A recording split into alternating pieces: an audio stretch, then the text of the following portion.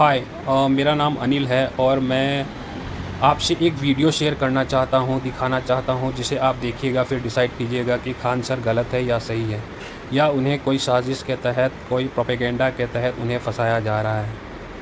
वैसे खान सर को कौन नहीं जानता है, जो जाने माने, चर्चित और जिन्होंने एजुकेशन में रिफ़ॉर्म लाया और बच्चे बच्चे तक, गरीब से गरीब बच्चे तक एजुकेशन पहुंचाने का जिन्होंने काम किया, और जो स्वास्थ्य में भी क्रांति ला रहे हैं। जब से उन्होंने दलाल को दलाल बोल दिया है, तब से सारे दलालों को बुरा लग गया है।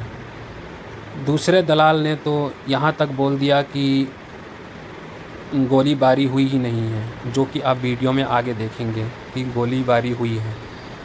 और तीसरे दलाल ने तो उनका बखान करना शुरू कर दिया कि कैसे उनका एजुकेशन सिस्टम बेटर है, चीपर है और इनका महंगा है, जबकि हम सभी जानते हैं कि इनका पढ़ाने का तरीका, जो डायग्राम के तहत पढ़ाते हैं और मनोरंजन वे में पढ़ाते हैं, तो लोगों को, बच्चों को ये कनेक्ट कर पाते हैं और अच्छे से समझा पाते हैं, इसीलिए इनको सब पसंद करते हैं। और चौथा दलाल खुद वो राइवल टीचर ही है, जो अपनी बीमारी का दुहाई देना शुरू कर दिया। और वीडियो में देखेंगे ही आप कि कैसे उनका गला सूख रहा है बात करने के समय। और पांचवा दलाल वो है जिन्होंने वीडियो बना के सोशल मीडिया पे डाल दिया। वैसे पुलिस का ये काम नहीं होता है कि वीडियो बना के सोशल मीडिया पे डालना। अगर कोई सबूत है तो उन्हें कोर्ट में पेश करे और उन्हें सज़ा दे, और क्या। तो उन्होंने, पुलिस ने क्या किया कि उनका खान सर और पुलिस के दरमियान जो भी बात हुई है उन्होंने रिकॉर्ड कर लिया और उनका वीडियो बना के सोशल मीडिया पे डाल दिया है। पुलिस को इतना टाइम मिल गया कि खान सर का नंबर भी सेव कर लिया उनके नाम से, और दूसरे मोबाइल से, जो कि ये मोबाइल उनका स्पीकर पे था, उसका रिकॉर्डिंग भी बना लिया। इसका मतलब पहले से प्री प्लान था ये कि उनको फंसाना है, इसीलिए सब कुछ पहले से वीडियो बना लो और फिर सोशल मीडिया पे डाल दो। और बाद में ये भी बोल रहे हैं कि ये सम्राट चौधरी का पुलिस है। तो पुलिस का ये काम नहीं होता है कि साजिश करें किसी के तहत। वैसे मैं कोई कॉकरोच नहीं हूँ या फिर कोई और दल से नहीं जुड़ा हुआ हूँ। मैं एक सिटीज़न हूँ इस देश का, इसीलिए मुझे कंसर्न लगा ये सब बातें, इसलिए मैं शेयर कर रहा हूँ। कैसे पूरा सिस्टम एक आदमी के पीछे पड़ जाता है, मेन स्ट्रीम मीडिया से लेके कैपिटलिस्ट, इंडस्ट्रियलिस्ट, पुलिस, गवर्नमेंट, कैसे सारे लोग मिल जाते हैं किसी को गिराने के लिए, जो कि सोसाइटी के लिए, सबके लिए अच्छा ही कर रहा है। जो हमारे गवर्निंग बॉडीज़ को करना चाहिए वो ये लोग कर रहे हैं। हॉस्पिटल्स बना रहे हैं, एजुकेशन में रिफॉर्म्स ला रहे हैं, तो इन्हें तोड़ने के लिए, मरोड़ने के लिए ये सब साजिश की जा रही है। तो ये सब सही नहीं है। हम सबको मिलके, हम सबका ये देश है, तो हम सबको मिलके इस देश को बनाना चाहिए, ना कि इसे खोखला करना चाहिए। वैसे आप सभी समझदार हैं, आगे आप वीडियो देखिए और खुद ही समझिए। और मैं इससे ज़्यादा क्या बोलूँ। डर लग रहा है खान सर। अब आप ही गजब बात पूछते हैं। यहाँ गोली चल गया तो मजा आएगा किसी को? किसको गोली चलने पे मजा आता है? यहाँ पे चारों ओर से गोली चल रहा था, उस समय कहाँ थे आप लोग? आते तब पूछते कि आपको कैसा लग रहा है यहाँ पे। यूट्यूब वाले स्टार टीचर्स, जिनको कुछ जानना ना कौड़ी, कभी ब्लैक बोर्ड लेकर कुछ एक्सप्लेनर बनाते हैं, खाली व्यूज बटोरते हैं, उटपटांग ग्रैब्स लिखते हैं और उसके बाद से अपने आप को इतना महारथी समझने लगते हैं कि कुछ लोग उनको फॉलो करने लगते हैं। देखो अंजना, हम तुमको एक बात समझाते हैं, ध्यान से समझना अंजना।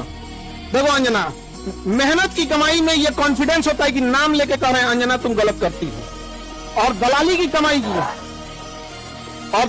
कमाई की खराबी अंजना, तुम नाम नहीं ले सकती हो टीचरों का, घुमा के कह सकती है यूट्यूब वाले टीचर। मतलब खान सर के इंस्टीट्यूट पर फायरिंग नहीं हुई थी, उन्होंने बोला 7 से 8 राउंड फायरिंग वाली बात उन्होंने कही थी। उन्होंने कहा था कि कोचिंग सेंटर पर 8 से 10 राउंड फायरिंग की गई। बोले कि इतनी गोली चली जैसे 10 मिनट में ऐसा लगा अफरा तफरी हो गई। फिर पत्रकार ने कंफर्म किया, सवाल पूछा कितनी गोली चली, बोले 8 से 10 राउंड तो हम देखे हैं। पुलिस एक्शन में आई, फौरन टीम मौके पर पहुंची। मामला गंभीर था, बहुत सीरियस था भाई।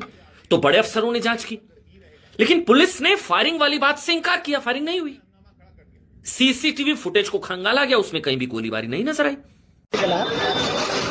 समझ में नहीं आया, इतना बड़ा मेरे गार्ड को उन्होंने जो दोबारा बयान जारी किया उसमें गोलीबारी का जिक्र नहीं किया, मतलब गोलीबारी नहीं हुई। खान सर बीपीएससी में पढ़ाई के लेते हैं 20,000 रुपए और 20,000 लेते हैं ऑनलाइन के, और 4,500 ऑनलाइन के लेते हैं 20,000, ऑफलाइन के 20,000 लेते हैं खान सर, और ऑनलाइन के लेते हैं 4,500 रुपए। दूसरी तरफ रोशन सर लेते हैं ऑफलाइन के 10,000 और ऑनलाइन के 5,000, यानी ऑनलाइन के कम पैसे लेते हैं और ऑफलाइन के ज्यादा, क्योंकि उसमें बहुत सा जो डॉक्यूमेंट है, किताबें हैं, वो भेजनी पड़ती हैं। दूसरी रोशन सर क्या कहेंगे? देखिए, एक तो पहली बात हम आपको बता दें कि जो है गोली चलने की बात है तो गोली नहीं चलाया गया है। सुबह में प्रेस विज्ञप्ति में जो है पटना पुलिस का प्रेस विज्ञप्ति है जिसमें यह बात स्पष्ट हुआ है कि कोई गोली नहीं चलाया गया है। ठीक है, देखिए ये जो है पूरी तरीका से अगर देखा जाए तो हमको और ज्ञान बिंदु को बर्बाद करने का साजिश है। और जहां तक घटना का सवाल है, घटना की जानकारी मेरे को थी भी नहीं। मैं पिछले 3 दिन से बीमार चल रहा हूं और मैं किडनी का पेशेंट हूं, और अभी भी हमारे इस साइड में मेरा ऑपरेशन हुआ है। आज से लगभग 1 साल पहले जो है मेरा ऑपरेशन हुआ है। अभी भी सुबह से हम जो है दर्द से पीड़ित हैं। लेकिन हम लोग को देखिए एक बात लगा था कि नीतीश जी को अनुभव है 20 सालों का, सम्राट जी को अनुभव नहीं, लेकिन बाप रे बाप मान गए। इसको बोलते हैं सम्राट चौधरी जी की पुलिस। खान सर पे जो गोलियां चली हैं वो तो चलनी ही थी, क्योंकि खान सर ने काम ही गोली खाने वाला किया है। अगर कोई इंसान लाखों गरीब स्टूडेंट्स को 150 रुपए की फीस में पढ़ाएगा और इतना अच्छा पढ़ाएगा कि उन स्टूडेंट्स की जॉब लग जाए, तो कोचिंग सेंटर वाले तो बुरा मानेंगे ही। जो कोचिंग सेंटर्स स्टूडेंट्स से लाखों रुपए की फीस लेके अपनी तिजोरियां भरते थे, खान सर ने उनका धंधा ही चौपट कर दिया है। तो अब बेचारे वो क्या करेंगे? अगर कोई इंसान गरीबों का मुफ्त में इलाज करने के लिए पूरा का पूरा हॉस्पिटल ही खोल देगा, महंगे टेस्ट, कैंसर जैसे ट्रीटमेंट्स को मुफ्त कर देगा, तो फिर हॉस्पिटल वाले गरीब पेशेंट से पैसा लूट के अपना हॉस्पिटल कैसे चलाएंगे? उनका तो बिजनेस ही बंद होता जा रहा है। अब जब खान सर इतने बड़े बड़े लोगों का करोड़ों का नुकसान करेंगे तो वो लोग गोलियां ही चलवाएंगे ना। इसीलिए 2 जून की रात को उन बड़े लोगों ने कुछ गुंडों को भेजा कि जाओ खान सर को डराओ धमकाओ, वो गरीबों की मदद करना बंद कर दे, वरना हमारा धंधा बंद हो जाएगा। इसलिए खान सर के कोचिंग के बाहर कई राउंड्स गोलियां चली, उनके गार्ड को बुरी तरह जख्मी कर दिया। इससे पहले भी उन पर बम फेंका जा चुका है और जान से मारने की धमकियां तो कई बार मिल चुकी हैं। जो काम सरकार को करना चाहिए था वो काम सैडली खान सर को करना पड़ रहा है। आप किसी प्राइवेट हॉस्पिटल में अगर अपना इलाज करवाने जाते हो तो ना करते हुए भी छोटे मोटे ट्रीटमेंट का लाखों रुपए लग जाता है, और मिडिल क्लास तो प्राइवेट हॉस्पिटल में अपना इलाज करवाने की सोच तक नहीं सकता। लेकिन वहीं दूसरी तरफ खान सर अपने हॉस्पिटल में सस्ते में लोगों का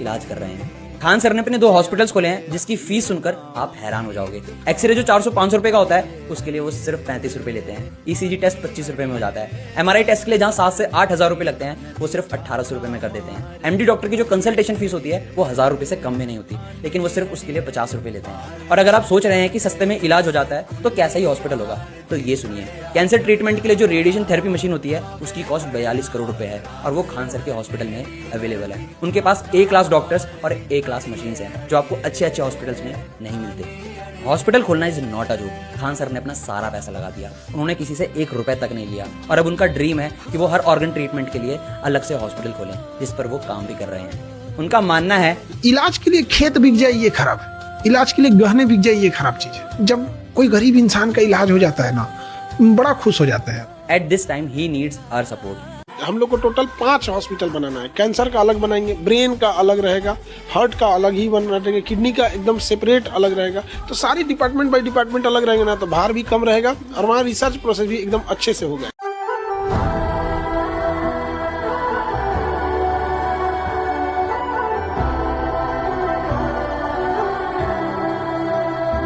सरकार से सवाल करने वाला हर वो व्यक्ति इस देश के लिए खतरा हो जाता है जो उनके खिलाफ बोलता है, जो उनसे सवाल करता है। यानी राष्ट्र का मतलब आज देश का मतलब बीजेपी के लोग बन के रह गए हैं, जबकि ये होता नहीं है। देश का मतलब देश की आम जनता होती है। देश आपके पैरों के नीचे की जमीन नहीं होती है। देश इस देश में रहने वाले लोगों से बनता है।